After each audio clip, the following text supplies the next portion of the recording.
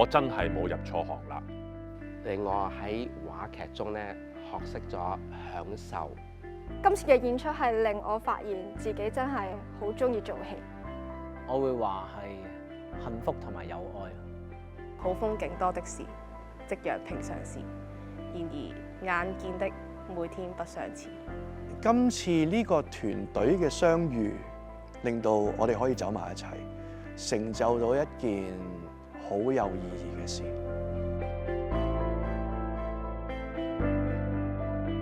呢套戲嘅創作核心係如實面對自己，揾翻大家嘅初心，包括你喺人生裏邊，你喺社會上邊有唔同嘅崗位，你做緊唔同嘅嘢，點解一開頭會中意呢樣嘢？點解一開頭你會選擇呢一樣嘢？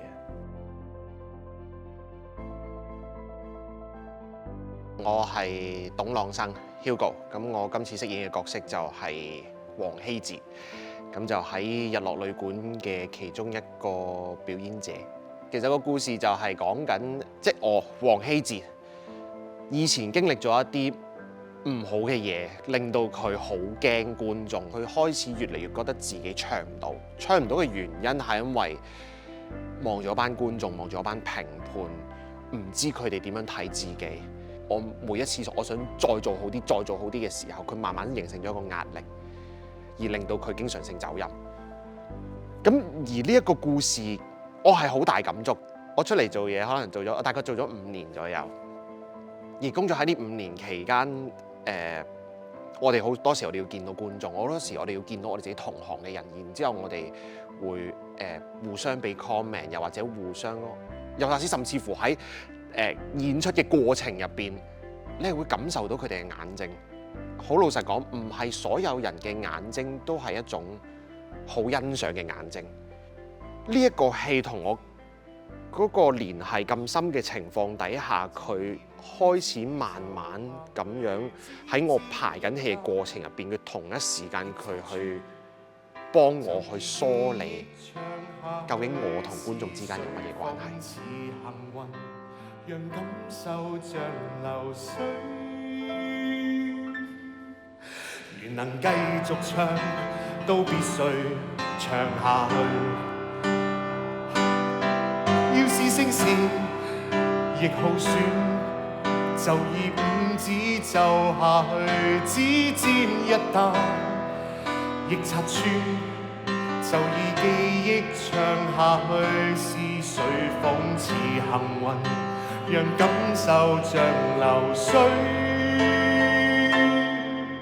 如能繼續唱，都必須唱下去。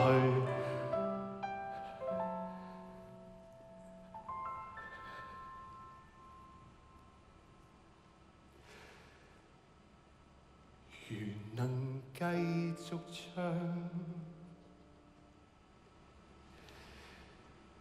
都必須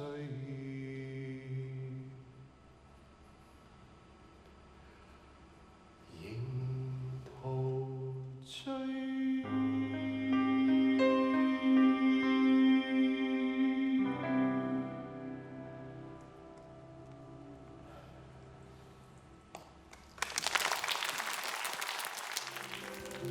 我係李星，我今次喺難聽音樂會入邊飾演嘅角色係一個旅館嘅老闆，咁就叫做張秋。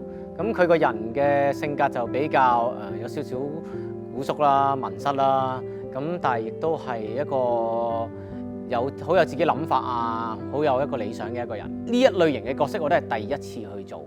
呢幾個月嘅排練入邊係幫我去梳理咗一啲我自己嘅情緒啦，一啲嘅情感啦，或者係我對於呢一類型性格或者嘅角色係嘅一啲嘅睇法同埋認識。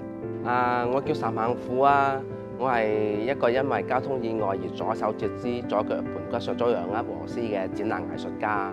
我喺今次套戲入邊咧，就飾演一個叫阿力咁樣嘅。佢就好中意棟篤笑嘅，佢就為咗棟篤笑呢個夢想啦，就喺我嘅角度咧，就係一直咁去堅持，用晒所有方法，希望做到一場棟篤笑。我點解阿力咧咁中意做一場棟篤笑咧，佢目的係啲咩咧？原來佢真係好想令人哋開心。我就喺我現實中咧，會唔會我都曾經好想令人哋開心，或者人哋曾經令過我好開心嘅經歷咧，擺翻喺個角色裏邊咧，哇！擺咗落去，原來真係得到力量嘅。原來咧係想令人開心，原來嘅動力係可以咁大嘅。我再問你，如果你屋企火燭，你救你媽先，定救我先？爸爸，如果媽咪咁問你，你會點答啊？我會救火先。我哋去到配鎖匙嘅鋪頭嘅時候，我就同阿女講啊，阿女，多謝你想令爹哋開心啲，同爹哋配金鎖匙。其實呢個世界係冇金鎖匙配，爸爸依然帶你嚟配，係想你凡事親身體會唔得，而唔係由人哋口中聽到唔得。如果爸爸真係帶住條金鎖匙出世，就未必遇到而家身邊出現過嘅人，未必遇到你，未必遇到你媽媽，同埋呢度所有嘅人。你哋對我嚟講實在太過珍貴啊！我唔想為咗條金鎖匙而失去你哋。我哋翻屋企啊！我哋翻到屋企嘅時候咧，個女咧就同阿媽咪講啊：媽咪，頭先喺出邊啊，爹哋話屋企火燭會救火先，唔係救你先啊！救邊個先有咩所謂啊？唔係爹哋自己走先咪得咯。原來我一早已經擁有咗條金鎖匙，多謝，多謝，多謝，多謝。我覺得今次面對唔同嘅演員，對於我嚟講係好大嘅挑戰嘅。咁有一啲好出色嘅舞台劇嘅演員參與啦，我哋嘅展能藝術家啦，阿李星、阿 Karen 同埋富哥啦。我第一次跟 ADA 同一班展能藝術家合作，我都好在意佢哋，佢哋係會唔會唔知自己去咗邊㗎？我會唔會需要好照顧佢哋㗎？但係佢哋其實個 sense 好好。喺排練過程入邊，我有發覺呢一樣嘢，佢哋對於空間嘅嗰種拿捏，甚至乎我可以話係會高過，有某啲情況底下佢會高過我哋添。我覺得同展能藝術家合作係一啲挑戰都冇嘅，因為咧佢哋全部都好叻啦。我係同一般嘅排練其實差唔多嘅，即係唯一唔同嘅就係佢哋真係學嘢好快啦。咁呢方面咧係對我嚟講係有壓力嘅。我係有時刻提醒自己要突破自己一啲嘅限制，同埋一啲舊有嘅諗法嘅。提醒自己要跳出去去宏觀啲去睇呢個角色，去睇呢個世界。譬如話李星身上啊，我係學到好多嘢。佢同我喺排練嘅初期咧，我已經發覺佢係一個好有生命力嘅人。雖然佢睇嘢唔清楚啦，但係佢咧係有心眼嘅，佢邊度都有眼嘅佢所有嘢都睇到嘅佢知嘅。咁呢份觀察力咧係的確係提醒咗我一啲嘢，有啲嘢係要用心去感受。Karen 咧，Karen 喺劇入邊咧係有一個麥嘅，咁咧就導演要求佢做呢段麥嘅時候，都係一個比較突然嘅決定啦。跟住咧，但係佢得得好快喎，佢真係超級快。咁跟住咧，有一次咧，我就喺洗手間度，我撞到佢啦。佢喺廁格入邊，然後我就發現，我洗緊手，點解後面有個影喺度喐緊嘅咧？跟住原來佢係自己揾咗一個空間，自己俾自己靜，跟住然後用嗰啲牆去試。我係覺得好感動㗎。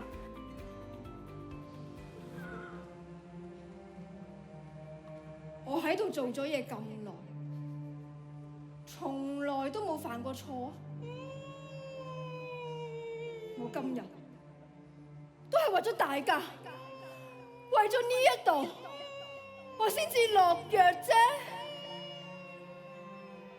我都唔想呢度衰。你哋都知道我有幾咁中意講棟篤笑，你哋知㗎。我求咗你哋咁耐，你哋都唔俾機會我。佢唱歌唱到咁嘅樣，你哋俾佢搞音樂會？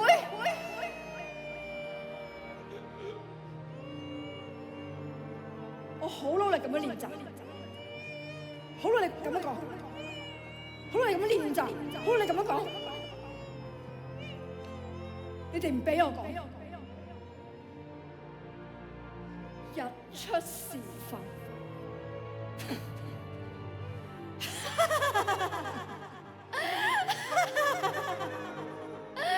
唔係要俾機會啲新人嘅咩？咁點解我一直都冇份啊？我只係想好似其他人咁樣，做一個表演者，講場棟篤笑啫。究竟點解啊？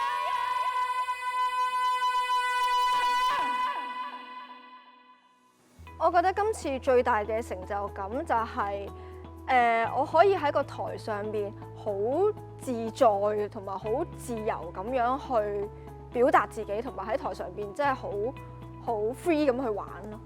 我覺得小娟呢個角色咧，其實係可以俾觀眾或者對於我自己嚟講都係一個提醒嘅，就係即係雖然小娟係一個個性格比較特別啦，有啲古怪啦，咁即係可能我哋好多時有時見到自己同身邊嘅人唔同咧，我哋都會好想遮住一啲同自己即係自己唔同嘅地方嘅。呢啲咁同其他人唔同啊，呢啲咁獨特嘅嘢先係嗰個人最可愛或者最珍貴嘅嘢。無論係做藝術嘅創作啦，又或者平時做人都好，就係即係要中意自己特別嘅地方咯。因為即係作為一個視像嘅 artist 啦，我以前成日都會覺得我好想同其他人一樣，或者即係有時我睇唔到，我都會扮自己睇到咁樣啦。咁但係其實就係藝術教識我嘅嘢，就係即係一啲我同人哋唔同嘅嘢，嗰啲先係我最珍貴嘅地方咯。你覺得乜嘢係夢想啊？夢想啊？夢想咪可能性咯。夢想係咩都得㗎，只要諗到想做就去做，唔使諗係咪真係做到嘅喎。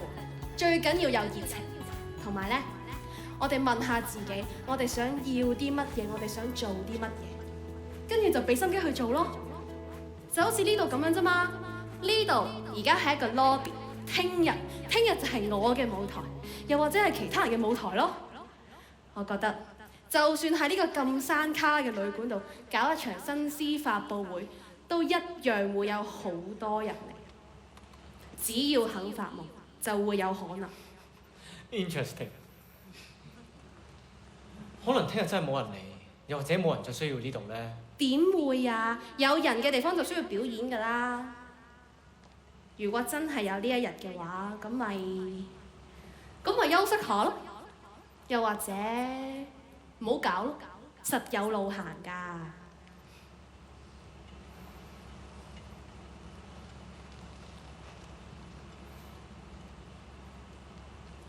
你覺得我應該點做啊？點做都得，無論你點樣做都好，呢度都係屬於我同你嘅地方。就算呢度有一日唔再存在，但係我同你相信嘅嘢都會一樣。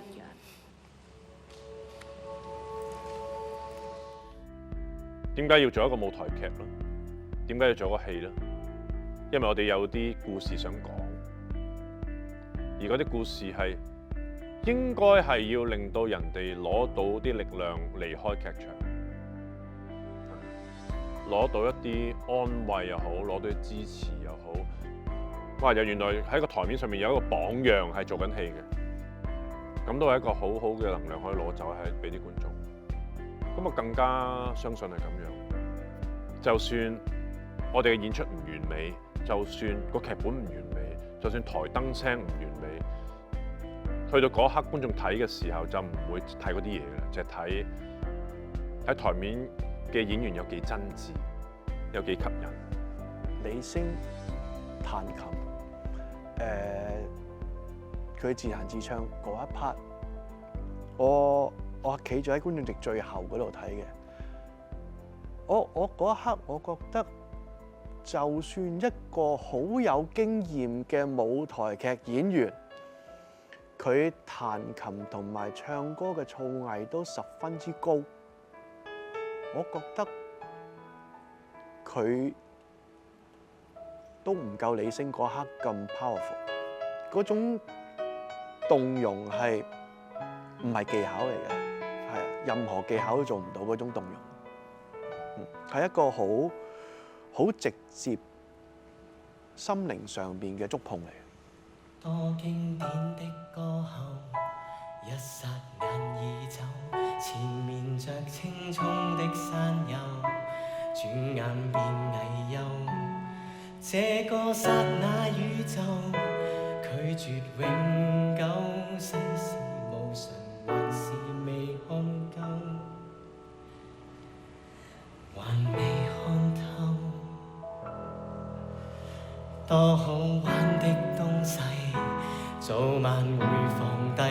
從前並肩的好兄弟，可會撐到底？愛侶愛到一個地步，便另覓安慰。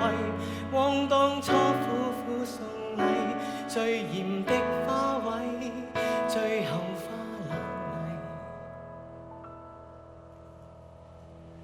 夕陽無限好，天色已黃昏，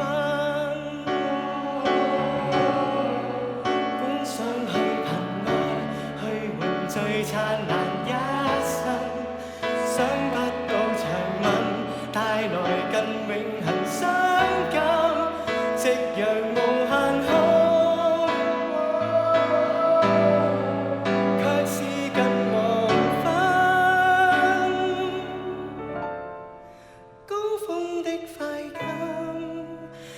那失陷，風花雪月不肯等人，要獻遍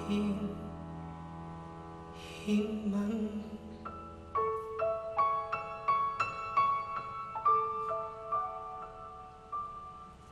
好風景多的是，夕陽平常事，然而每天